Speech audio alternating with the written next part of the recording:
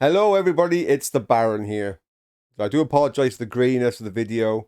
My webcam is not the best. And you don't usually get to see me in real life. So this is the Baron in real life. So what we're going to talk about today is, well, cash shops, predatory cash shops, the way the world is going, where it came from, and what are we going to do about it. So let's rewind things back to the good old days when I was young. Didn't even have computers. Um, we used to buy things on a disc from a shop.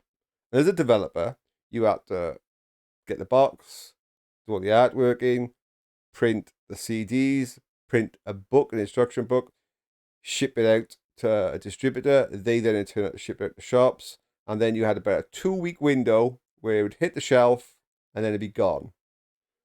So you had a lot of expense all wrapped up on getting this done, and then you might not even sell a copy. So pricing for your product at that point was really tough, and you had to try and make your money back in a very short window. So these days, you don't have that issue. Yeah, in the past, you couldn't say I can sell one copy for $1 million, or I can sell 1 million copies for $1. Obviously, you'd want to sell 1 million copies for $1 because 1 million people would give you a lot more marketing and a lot more buzz if you were ever lucky to find one person to buy it for 1 million. So you couldn't do that before, but now with something like Steam, etc., you can reach so many people. It's all digital. You don't have to spend any money on printing or logistics or anything else. If somebody wants to buy a copy, it's there, they buy it. They don't have to go to a shop and see it's not on the shelf, instead buy something else. They just buy it. So with that in mind, you're there thinking, well, okay, so now people can mass market the game out to a lot more people for a lot less money. Yes, okay, you can, but if you want to drive the industry forward for better and better games, you still try and charge top dollar, say $50 for a top end game, because you want to reinvest that into more development. And these games cost so much money to make now because they're so like glossy. Although the development tools are chasing behind, so you can make something that used to be AAA for next to nothing because the tools are better. But you always need people at the cutting edge to push. Right, so say, okay, well, what's wrong with everybody? Like a lot of people still do, charging $30, $50, what it's going to be for a game. You get the game, you get it for life, you get everything about that game. There's no more costs except maybe there's an expansion. And you go, okay, well, that's good, except globalization. Globalization has really caused a problem here, and it's caused a problem in lots of industries. So what I mean by that is, well, you might be willing to pay $30 in your country for this product, but over there in Timbuktu, oh, that is a real place. Over there in, we'll pretend it's not, La La Land. Over there in La La Land, $30 is extraordinarily expensive. It costs more than their house. So you're basically going to say, well, all that part of the world can't play the game. Well, that's not really what you're going for. You're trying to go for as many people as possible, as much buzz as possible to enjoy your game, and you'd rather have $1 from them than $30 from them, but you can't charge $1 to America because they'll laugh at it. Like, if they're happy to spend $50 on the game, charge $50 for the game, because you have to employ probably your American developers and all the rest of the stuff. It's cost a lot, and you can't feed them on $1. So what would happen is people would go, right, and they still do. That's where a lot of these cheap sites come from. They go, oh, it's okay. We'll just go buy all of our copies in from La La Land and get the digital key and sell it to you over here, and we'll make all our money. And people go, oh, hang on, okay, well, we can do things like, let's regionally lock it. Yeah, that went down really well for the DVD market, didn't it? I mean, all you end up with happening when you regionally lock stuff is you have mass amounts of piracy. And take the DVD market, for example. So we had that, so they said like regionally lock your player. So you can only play stuff from a certain region. And all that happened is somebody over there in La La Land would go, "Oh, don't worry, I've got a DVD player here that plays in American region or something. I'll play, I'll buy one here. I'll play it on this one here, and then what I'll do is I'll copy it, and then but I'll copy it without the regional lock on it, and then I've just got a gazillion copies of this which I'll just sell for $1, and I'll make loads of money. Regionally locked this thing just makes piracy rampant because people will just go and buy something of their region that's pirated than buying it kosher from wherever they're going to get it from. All they want is a digital key. They don't really care where that digital key came from. So regionally locking something is not great, but then I can't charge people in each region. When you go to Steam, so as a developer, I'm a developer, I go into Steam, I look at my game and go, right, I want to sell it in market A for $30. And then Steam automatically has all the regional sort of like variants put in, and it gives you this big sheet showing you how much that's going to sell for in all the different countries around the world. I can't go in and tweak those if I want to. Why would I ever? I mean, what? I know better than Steam. Well, maybe I do, but that's besides not going there. So that does all that for you. But as I said, you get that issue whereby people just buy it from different markets and sell it in different markets. And I can't stop that. I can't like IP lock it. Because say the person in La La Land does spend most of their time over here in the UK. I can't turn around and say, oh, hang on a minute, that game that you've legitimately bought and is yours, you can't play while you're over here because the IP address will lock you. That's just no. It's legitimately theirs. They've bought it. You can't then restrict them and say, oh, you've bought it, but you can only play it in that like little region of the world, and then have 20 different installs of the same game on Steam for wherever you've decided to go in the world. You have to buy it again. That's just no, just don't go there. So you can see why globalization has caused an issue. So let's talk about Cashups.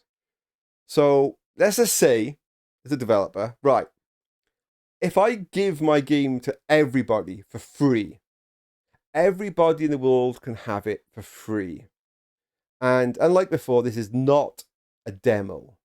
Yeah, so it's not like you got like an hour's play on it and then no. I'm not going to penalize you over there, La La Land, because your life is so hard.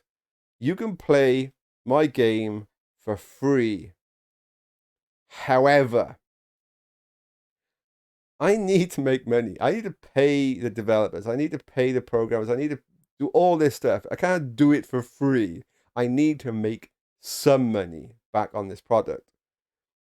So originally they're thinking, well, what we could do is, just put one or two things in there that somebody could buy that would basically recuperate what we would consider to be the retail price of the game in their region. And that was usually in the form of something like you get to a content block and then there would just be block cash. Yeah? If you want to carry on playing this bit, you've got to pay. I know people don't like that. It's the cash wall. But then they're thinking, okay, let's think of this sensibly. If in America, this game would normally retail, say, at $25.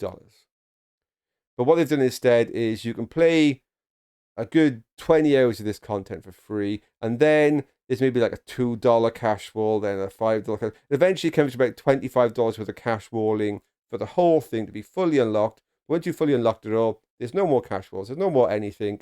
It's just all there for you for life, done, unless it's an expansion. Of course, you buy the expansion. That way, as a developer, I'm making less money because normally up front I would get the money, and then if you only played the game for an hour, never played it again, I've already got your money. Now I'm kind of committing to go, well, I need to make this content good because I need you to play it enough to get me my money back. Yeah, I need to put enough good content in there for you to go, do you know what? I've enjoyed playing this for the last 20, 30 hours. Here's $2 or whatever is going to be equivalent in your country.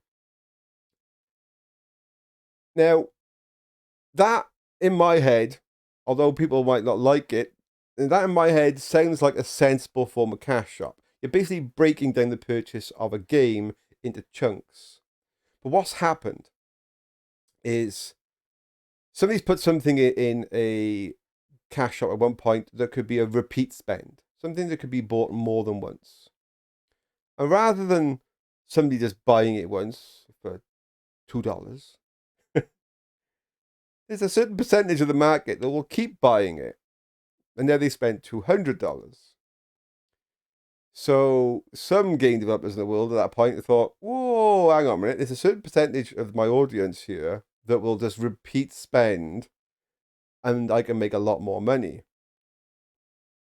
Now, this is the whole ethics part of it. At this point, somebody should have stepped in, slapped them over the hand and said, no. Once they've spent $25, wherever the retail of this game should be, everything should be free. You shouldn't be putting in stuff that makes them be able to continually spend more. Because even if they want to spend more and they have the money to spend more, that's now putting you in a situation whereby are you going to pay to win? Because repeated spending of something allows you to get better advantage than somebody that doesn't. Is it going to be something whereby somebody with an addictive nature is going to end up getting into an awful lot of debt because they're going to feel like they have to keep buying this thing? And you get into this whole very dodgy world that we're in right now, whereby it's worse than that, because now it's got to the point of it being predatory. The stuff being put in the cash shops and the way the games are designed are perfectly targeted to try and drive that addiction and drive that buy one more, just buy something else, keep on going. You know, you need this right now. You need this right now. If you don't get this, you're going to be rubbish. So get it. And they're trying to drive that whole addiction and repeat spend. And it's wrong. We all know it's wrong. And anybody out there who is a head of a company knows ethically that is wrong. But what do we do to make the correct retail price for a game on a global market that isn't all paying the same price? I say personally, I think it should be, like I said, you should think of what the retail price of the game is. Maybe even offer it to be sold at $25. If you buy this at $25, everything's unlocked. However, you can play it for free if you wish and pay installments through the game that $25. Kind of like rolling demos. You can play it up to like level 20 and then 20 to 30, $20, 30 to 40, and $5, whatever it's going to be, up until you got what the retail price of the game is. Now, that puts all of the pressure back on the developer, as I said, because rather than me now guaranteeing $25 per sale, I could basically make nothing on it. But then if I'm marketing it right and enough people are playing it, more people are playing it. Maybe 10 times more people are playing it than they would do if it was $25. So in theory, I'm getting a lot more smaller chunks, but it's the economy of scale, isn't it? Yeah, I'd rather have $1 million at $1 than $1 million. It's the economy of scale. Personally, I think that's the way that developers should go down the road of doing. Is going, right, what is the retail price of this game? People can buy it at that price and everything's unlocked.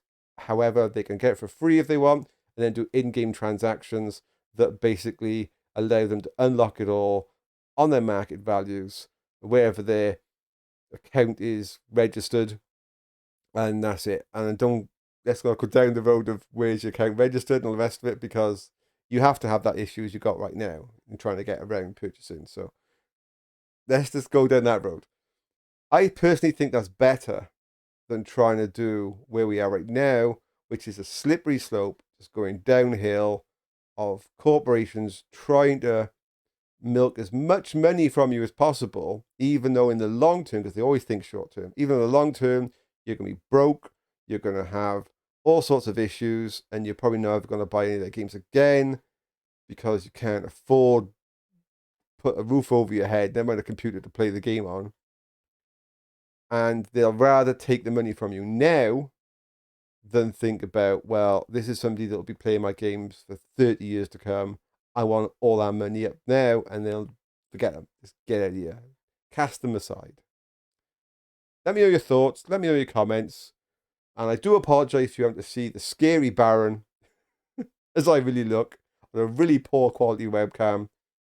That's it. I'm out. I will see you all in the next video. Bye now.